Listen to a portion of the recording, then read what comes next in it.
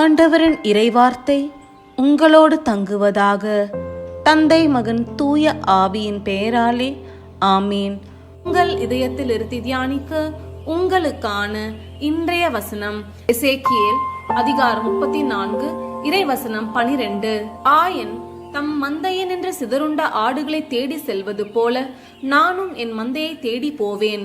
மப்பும் மந்தாரமுமான நாளில் அவற்றை எல்லா இடங்களில் என்றும் மீட்டு வருவேன். ஜெபம். நல் ஆயனாம் எங்கள் இறைவா, நீர் வாழியவே.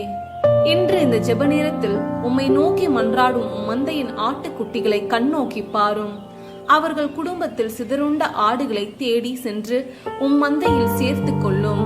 என்றும் அன்பு ஆட்டுக்குட்டிகளாக வாழ்ந்து வளர எங்களுக்கு தயவு செய்யும். ஆமீன்.